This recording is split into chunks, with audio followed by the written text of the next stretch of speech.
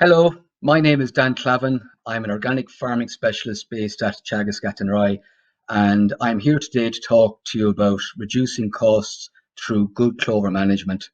And I want to thank my colleague, Dr. James Humphreys in Teagasc Moor Park for his help in preparing this talk. So just to give you an idea of what I'll talk about, first I'll explain why we're interested at all in clover in the first place. Then I'll talk individually about both white and especially red clover, which may be a new crop to many of you. I'll go through our own experiences in Teagasc and experiences at farm level. I'll let you know the keys to getting it to work right on your farm and go through some lessons learned from where it hasn't worked so well. And finally, I'll give you some take-home messages at the end of the talk. So, why are we interested? Well, with the EU Green Deal, which was launched in December 2019, the EU strives to be the first climate neutral continent by 2050.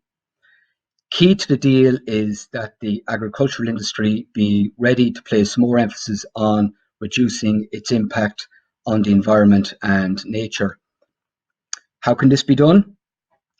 Well, in part, it will involve reducing our greenhouse gas emissions, and that's where clover has a part to play, as it can help replace the nitrogen used by artificial nitrogen to replace it with nitrogen fixed for free from the air. To that end, future cap payments, including eco schemes, are likely to place a strong emphasis on clover. Also, in terms of product differentiation, we can see that national sustainability marketing programs and an increasing number of corporate sustainability programs have been placing a lot of emphasis on reducing the carbon footprint of their businesses and products. And this is expected to continue into the future as competition from other sustainability programs abroad exists. And certainly, using clover can play an important role in helping to enhance our marketing sustainability credentials.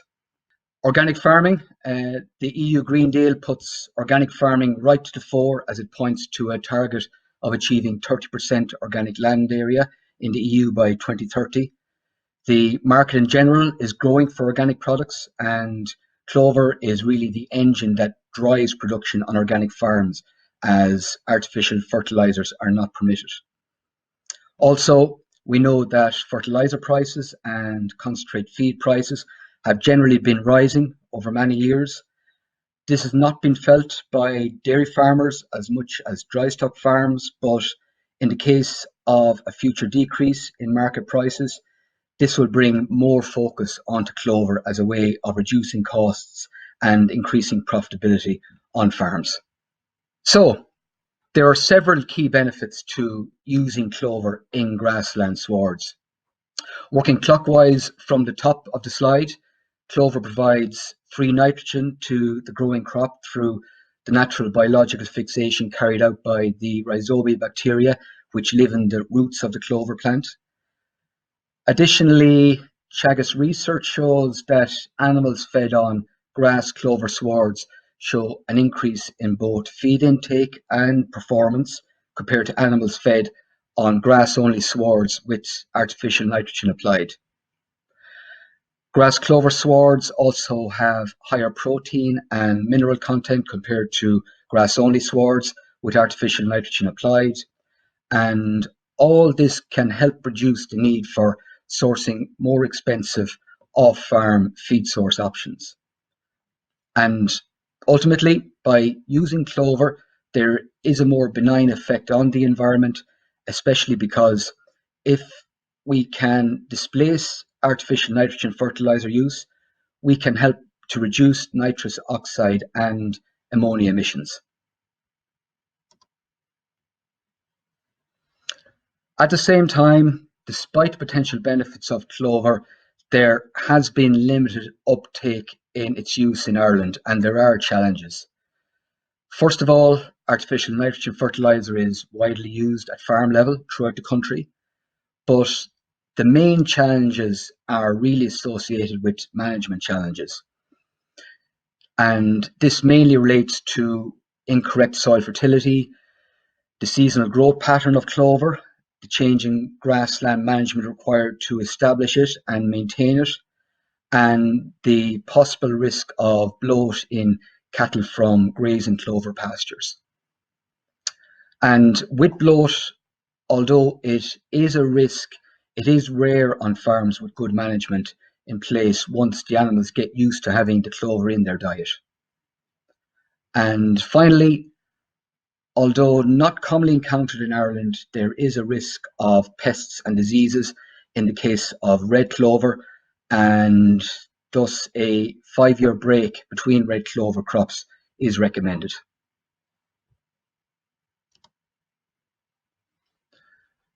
So, what are the main features of white and red clover? Well, the green column on the left shows the main features of white clover, and the red column on the right shows the main features of red clover. It's a creeping growth habit across the surface of the soil, and it is thus best suited to grazing. Teagasc research shows that it can fix up to 200 kilograms of nitrogen per hectare per year. It can be established through a full reseed or by oversowing into an existing pasture, which I will talk about in a minute.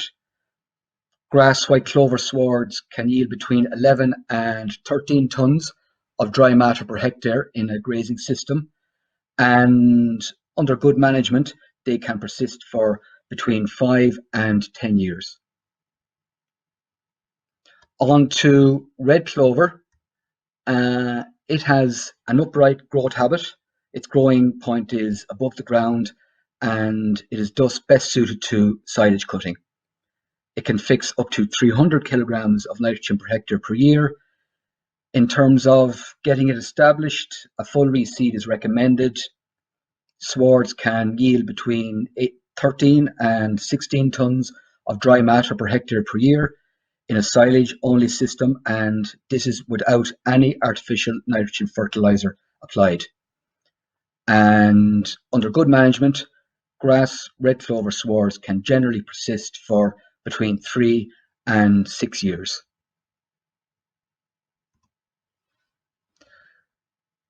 So, how do you get white clover established and how do you manage it? Well, as I have said, you do it by carrying out a full reseed, or alternatively, you can oversow it into an existing pasture. Here, I will talk about the option of oversowing, and oversowing is really cost effective. It's a great way of maintaining clover content in the sward, and it has been used successfully at the Teagasc Solhead Research Farm in Tipperary for many years. So, moving from the top left of this slide and continuing clockwise, you need to apply 5 kilograms of white clover seed per hectare plus a mixing agent in the field if using a fertilizer spinner. For the mixing agent, something like dry sand, granulated lime, or a non-nitrogen compound fertilizer is fine to use. In your field, spread in one direction and go over again in the opposite direction to ensure as even a spread as possible. Prior to sowing, ideally take a heavy cut of silage off the field, or really tight grazing is also an option.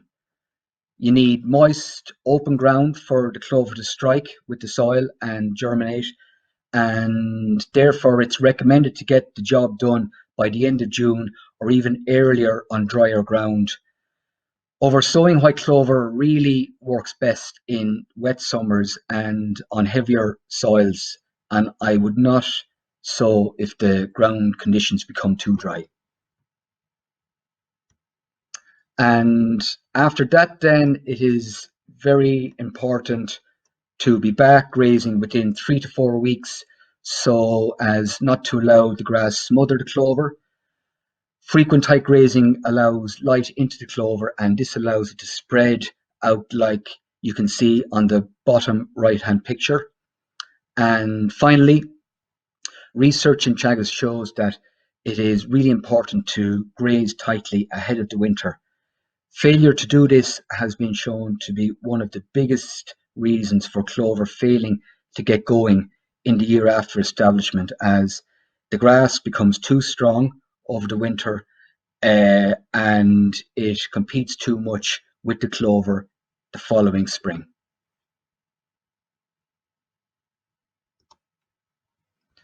So moving on then to red clover.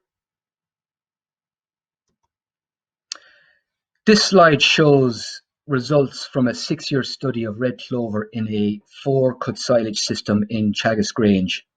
And in this study, which compared red clover perennial ryegrass with perennial ryegrass only swards with either no artificial nitrogen or 200 kilograms of nitrogen per hectare per year applied, the red clover perennial ryegrass swards out-yielded even the well-fertilized perennial ryegrass only swards. And in this study, it was noted that most of the yield came from the red clover, which tended to be dominant in the sward.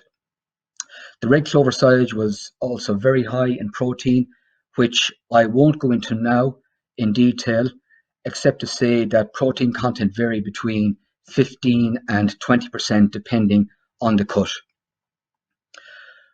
But the bottom line here is that in terms of yield in a silage cutting system, red clover perennial ryegrass swards are more than competitive with grass, which has received artificial nitrogen fertilizer.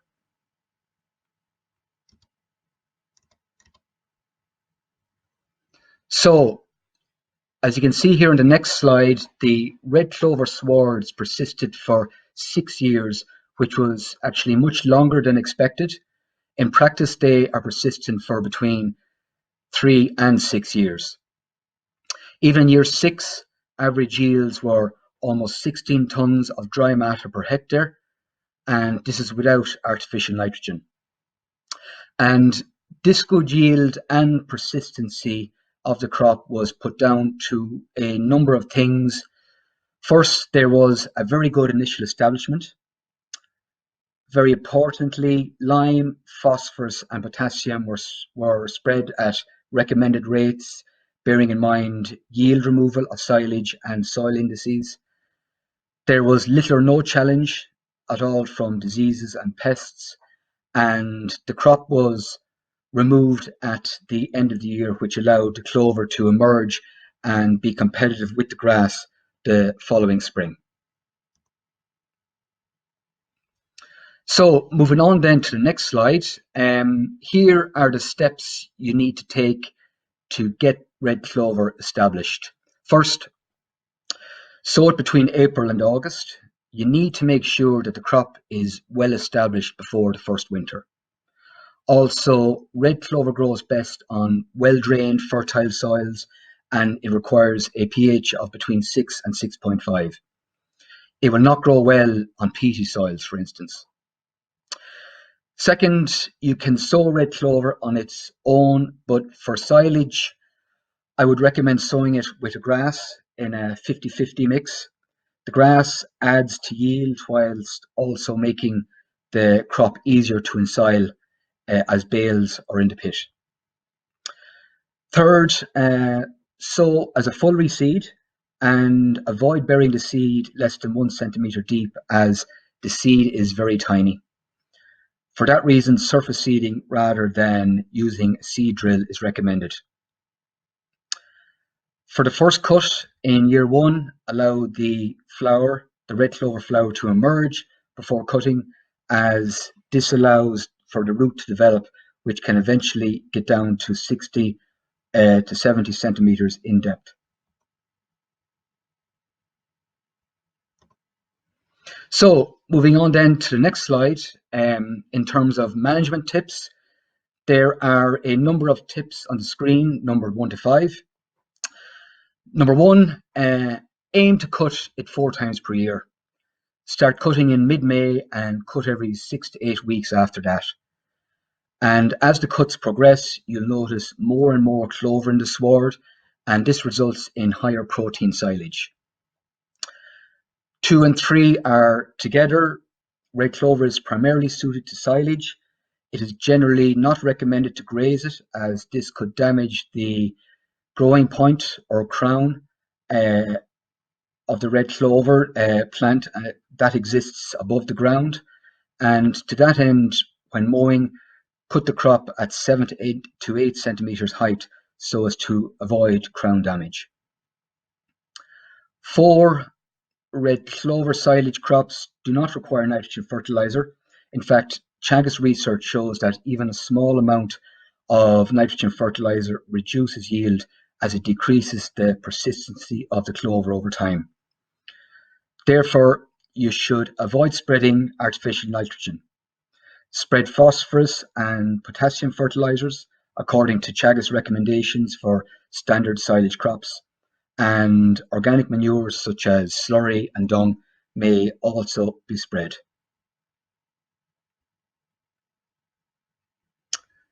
Then number 5, the crop can be pitted or baled. A conditioner mower is not recommended at mowing time, as it can shatter and damage the leaf of the clover too much. And finally, because the nitrogen content of the crop is high and the dry matter of the clover itself is relatively low, it's recommended to wilt the crop for 24 hours prior to ensiling so as to ensure that the crop preserves well.